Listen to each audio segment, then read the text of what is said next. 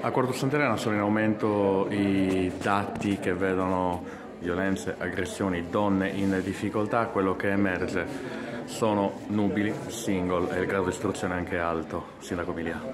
Sì, un tempo si riteneva che questi fenomeni riguardassero solo determinate categorie sociali, oggi si scopre, perché vi è stata una grande mobilitazione e all'interno di questa grande mobilitazione devo ringraziare Donna Ceteris, l'associazione che collabora con noi. E questa grande mobilitazione ha fatto emergere invece una realtà che è molto diversa.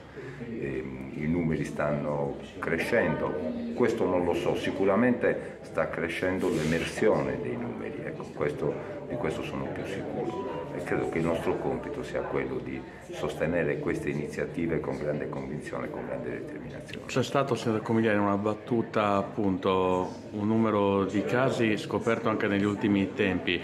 Può aver influito praticamente della follia che può portare a queste situazioni anche la crisi, comunque anche il restare chiusi?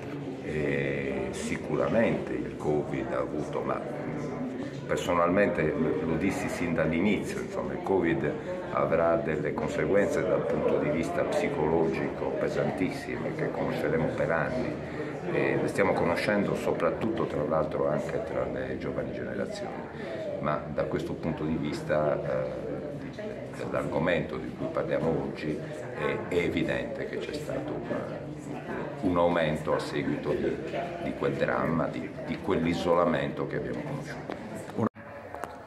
Marco Camboni, assessore alle politiche sociali del Comune di Quartu, ma insomma paga tutto quasi il post-Covid per quanto riguarda la violenza sulle donne, numeri in aumento tra il 2020 e il 2022? Ma purtroppo io temo che sia proprio un discorso culturale, legato alla cultura del rispetto.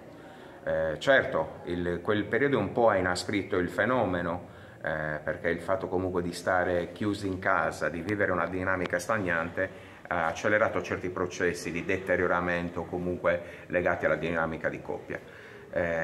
Con questa progettualità noi cerchiamo di dare un contributo vero per quanto riguarda comunque l'emergenza, per quanto riguarda il sostegno, per quanto riguarda comunque gli uffici che una volta che accolgono le istanze delle persone vittime di violenza si attivano subito per tutta una serie di supporti come per esempio il reddito di libertà che insieme all'INPS, però la parte deve partire comunque dagli servizi sociali, riesce a dare comunque un sollievo, una speranza a queste persone che sono vittime di violenza. Ecco, questo reddito di libertà attualmente è in vigore? Sì. Qui a Quartu? Sì, no, nel senso che comunque abbiamo già inoltrato delle istanze, quindi è uno strumento che permette di avere un sostegno finché comunque non ci sarà in un certo qual modo un'altra azione forte e quindi di riconquista un po' della dinamica della persona. Elisa Usalla, presidentessa Commissione di Quartu Pari Opportunità. Allora, numeri devastanti, molto preoccupanti, c'è stato questo boom post-Covid a Quartu. Sì.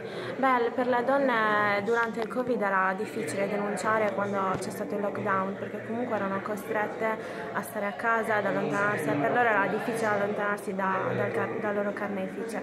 Dunque sicuramente una volta che la pandemia è scemata e dopo il lockdown sono aumentate le denunce, quindi è possibile anche che durante il lockdown siano appunto aumentate le violenze, quindi dopo per le donne è stato possibile finalmente poter denunciare e dunque i numeri sono cresciuti.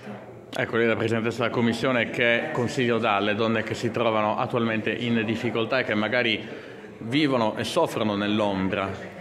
Denunciare, prendere coraggio, chiedere aiuto a tutte le associazioni, a tutte le persone appunto che possono dare una mano e aiutare appunto a denunciare.